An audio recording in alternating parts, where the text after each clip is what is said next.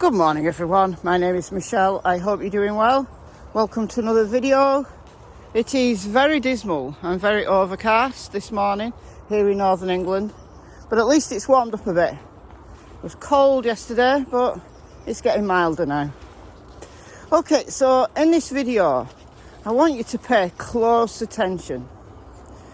I've got some little collage of clips coming up, and I want you to watch that and pay close attention to everything that is said. The clips together are about 6.5 minutes, and there are some screenshots in there, so if you can't read them, then just pause the video to give yourself more time to read them, because they do kind of go quite fast in places. Now, the purpose of doing this is to catch the lies and the inconsistencies, focusing mainly on Candus today. But what Don said, I believe, is also important, because if we are to assume that Don was at work all day, as is believed, although it's unclear whether he actually was, then he's just parroting what Candus told him, and he's defending her. If he has any doubts whatsoever, because he's always said that he believes Candus, if he's got any doubts whatsoever, he's not voicing them. But it is hearsay, second-hand information that Don has been relaying to a multitude of channels over the last 7 months. So I've got something from Don in there. I've also got something from Grandma in there as well. The text that she wrote to Crime Stories Obsessed. I think that would have been back in August, I think. The inspiration for this video actually came from a live stream that I watched yesterday by the channel CDT, and I will leave links to all the channels where I've got these clips from in the description box, as always. I'll just leave the channel links so that you can go and have a look yourself at the content that they put out. But CDT had some clips and some screenshots going right back to the beginning from reporters from the news channel that's local to the Wells, WJHL, which has done extensive coverage, namely Ansley Daniel and then Bianca Moraes, I think that's how we pronounce her surname. But there was a news clip in there from the 20th of June that I haven't seen before. I'll play the clips now, and I'll see you in about 6.5 minutes.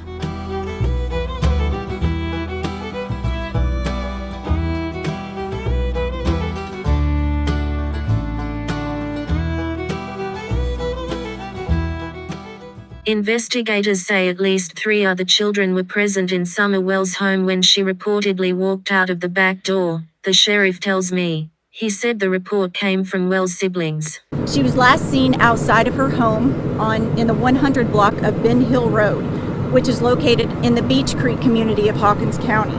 A family member reported her missing to the Hawkins County Sheriff's Office at approximately 6:30 Tuesday evening. From what my wife has told me and stuff, her and her mother and Summer were planting flowers by her grandma's trailer, which is about, 20 feet from the house there, real close to the house. Summer all of a sudden said, "Mom, I want to go in the house." So she said, "Fine." And her brothers were in there watching YouTube, and so she watched her walk in the door and went in there, and then she went in there, and her brother said that she was going to go downstairs and play with her toys. So she went downstairs, and then Mom come in and says, "Where's Summer?" Well, she's downstairs playing with her toys, and they hollered for her, and there was no answer, so she went down the stairs, and she was nowhere to be found. She went out the basement door. The door was unlocked, but she's never left the area. She might be on the other side of the house, because I went out there before and called for her. She come out from behind the house, because she just has to be outside. She's an outside type of person, We have spoken with her a couple of times. I reported something that she told our crews this morning as well. She said that, she went inside to do something, came back out, checked on Summer a couple minutes later, and next thing you know, she was gone.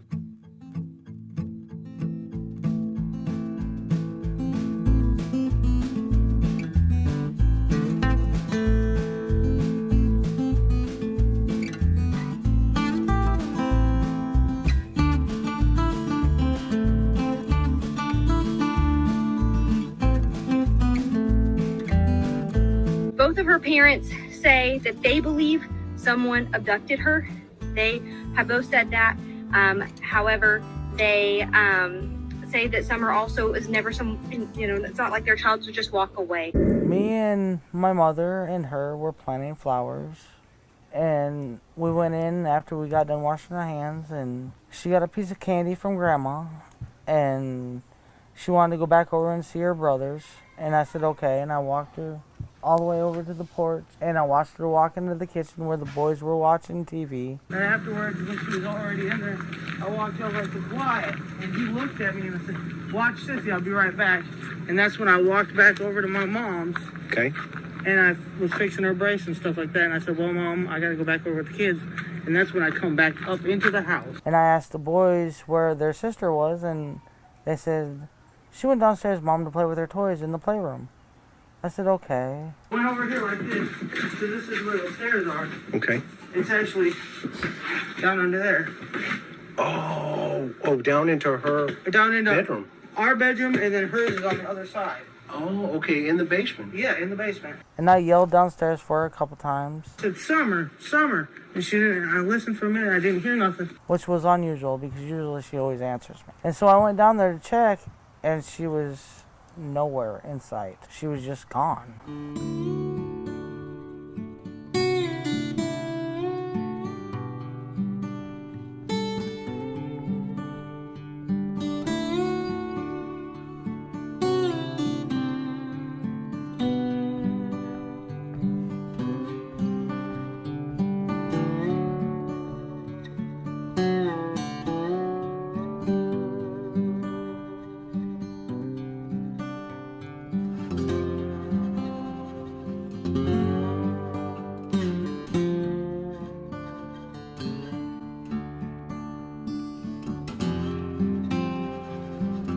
And that's her little swing right there off that tree. She loved to play right there in that yard.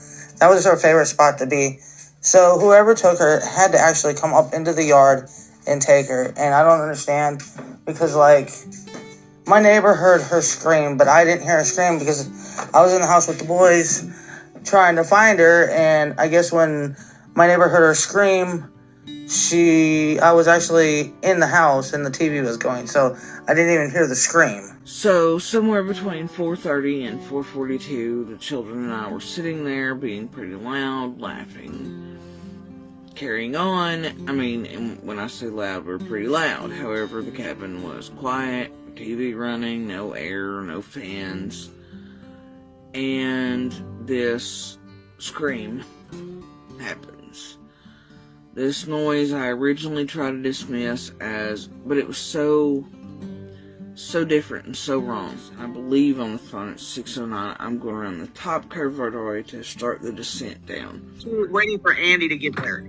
That's what she told me. And what time was that? Oh, gosh. Around the I'm not even 4:30 sure, hour? Benny, right now. Okay. Around 4:30, yeah, about 4:30, 5 o'clock. I thought it was 5:30, but the 911 call says 6:30, 6:26 is when the first call come in.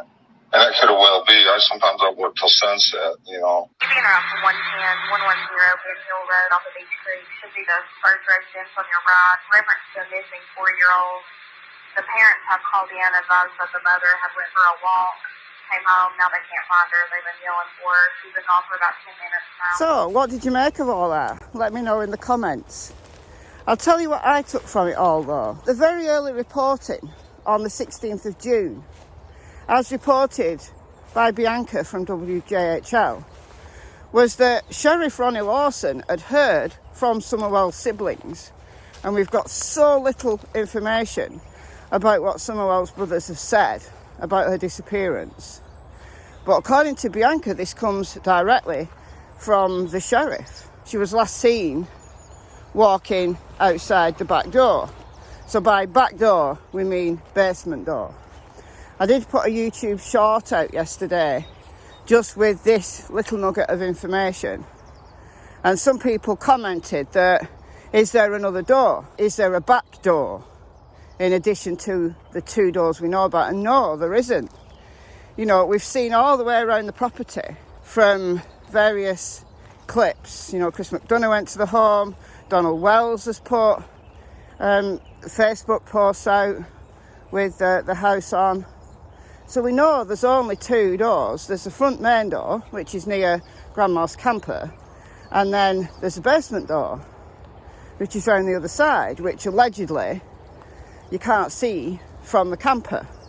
Then if you go around the corner, you get to Summer's swing. So they saw her going outside the basement door. So how would they see her going outside the basement door if they were in the house in the kitchen playing video games, as Candus said? Well, some people probably rightly said in my comments to my YouTube short that perhaps the boys have been told what to say.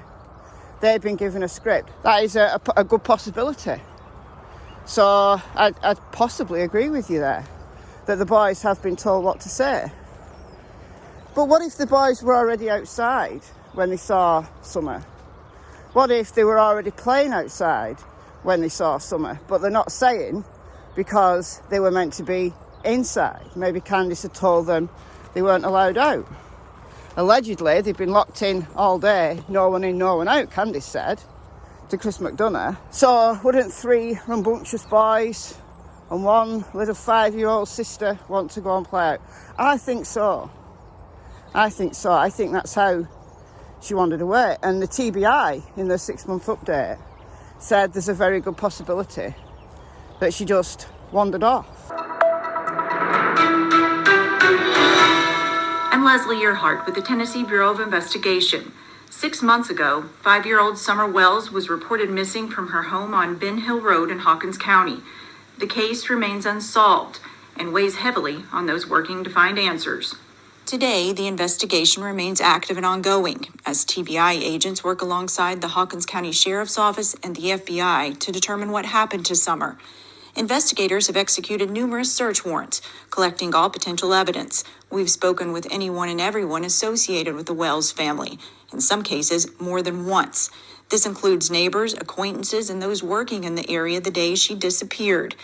We've used a plane, helicopters, divers, canines, and every resource available to us during search efforts. Despite the countless hours of tireless work, the circumstances surrounding her disappearance remain unclear. At this time, there is no evidence that she was abducted. However, all avenues continue to be explored, including foul play and the very real possibility that she wandered off and became lost in the mountainous and rough terrain surrounding her home. Tilly's inching her way through these brambles. She hates them.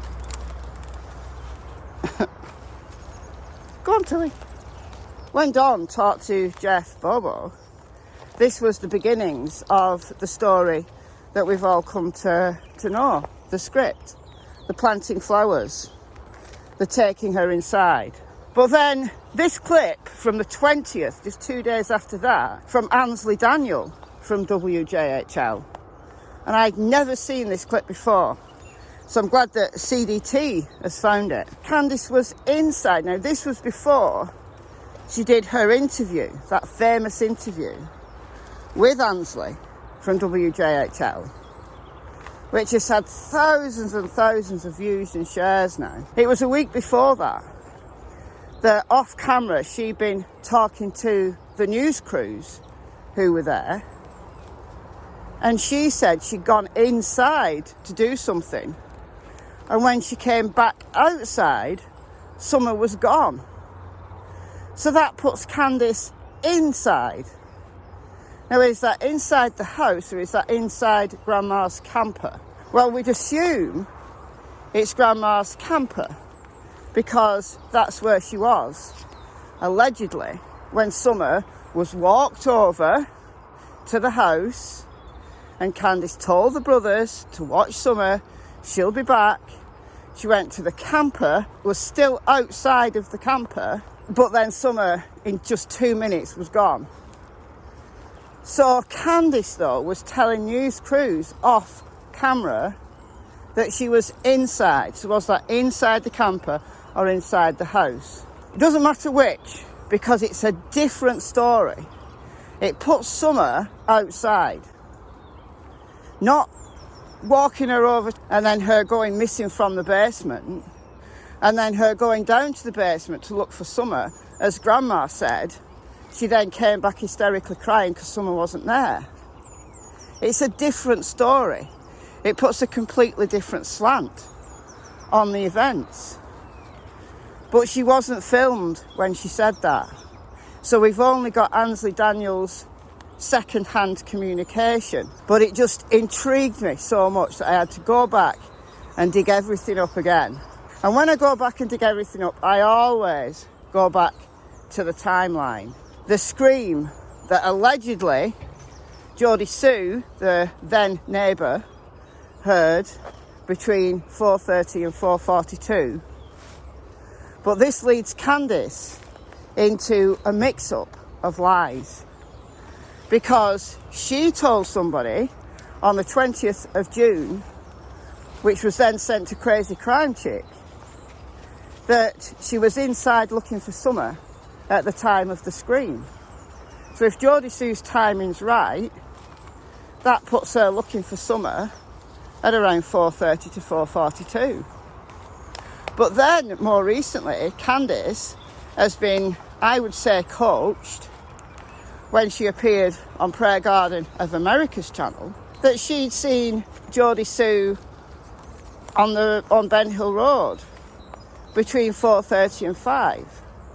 So Candus was out on Ben Hill Road between 4:30 and 5. But I thought she was inside looking for Summer between 4:30 and 4:42. All right, she could have been looking for Summer at 4:30, not heard the scream, and then came out and saw Jodie Sue outside between 4:30 and 5. So we could say, well, maybe it's closer to 5, and that's when she went out to search this way and that way and the other way, and she went this way and everywhere to look for Summer. Now, Jodie Sue puts this at 6:09 or thereabouts, when she started to head down from her cabin to Ben Hill Road to meet her then partner Andy.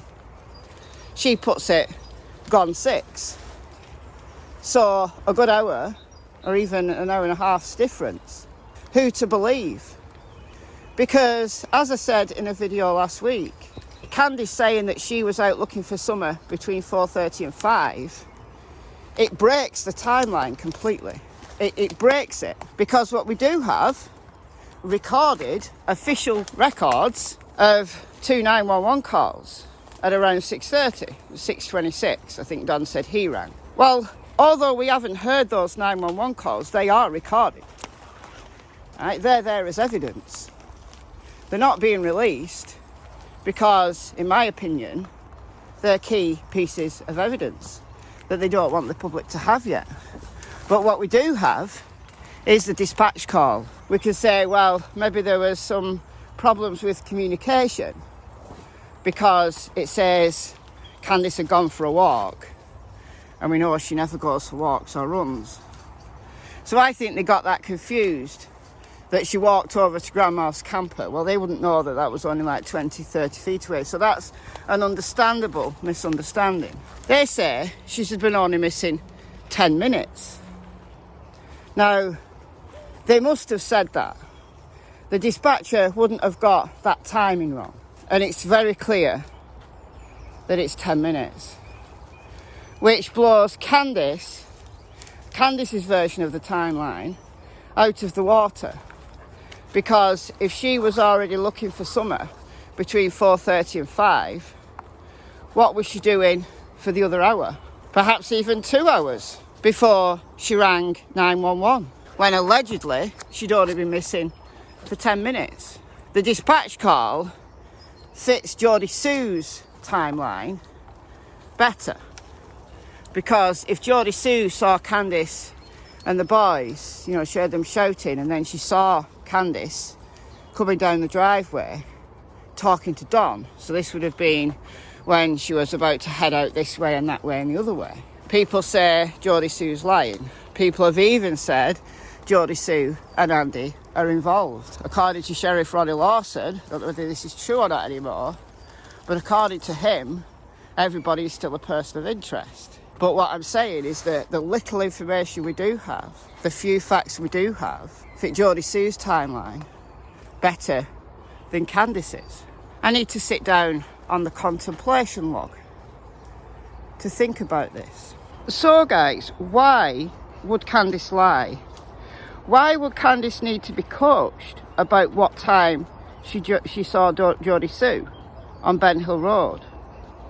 Why do her supporters have to coach her about what time it was? Because she can't remember. Well, that's because, in my opinion, they're trying to drop Jodie Sue in it. But like I said, her timeline fits what we do know about the calls that were made better than Candus's. So my question is, what is the truth? This clip that I've never seen before from Ansley Daniel from WJHL, where Candus was inside, that puts Summer outside. So if the brothers are already outside, they see Summer coming out the basement door, Candus is inside. So she's got no idea where those kids went. And I put it to you that Candus was inside considerably longer than 2 minutes. It could have been an hour and a half, 2 hours even. But there's that 90 minutes, give or take, that is unexplained. And is it possible that Candus was inside? She was actually inside, maybe asleep. And the kids went off and she never saw Summer again. And the script has got some truth in it, but they don't want to say Candus was inside, asleep, drunk, high, whatever. So they made up this tweak that Don had already introduced into the narrative on the 18th, but Candus slipped up. But then a week later, she got it all together when she went on camera. Ansley Daniel could be mistaken. We haven't got that in Candus's own words. But it just intrigues me because it fits exactly what I've been saying about Summer went to play and something befell her. She wasn't far away, but something befell her. But I also have to try to refute that by saying, well, maybe Ansley's mistaken. It's just interesting, isn't it? So guys, let me know what you think in the comments below, as always. Whoa! They're full of beans this morning. I've been Michelle. I hope you're doing well. I'll see you in the next video. And it's a goodbye from those two Mad Hatters there. Oh, and something for the secret end of the video club. I've kept forgetting to say, I've got a ton of packages. I've got lots of them for Cassie and Tilly from my P.O. box, the Amazon wish list. People have been kindly sending them stuff. So I'm hoping at the weekend I'm going to have the time to do an unboxing video. So I think it'll be on Tilly's channel, Miss Tillington. I've had them for like 2 weeks now. So I need to do it. And thank you so much to the people who sent them. Okay, bye guys.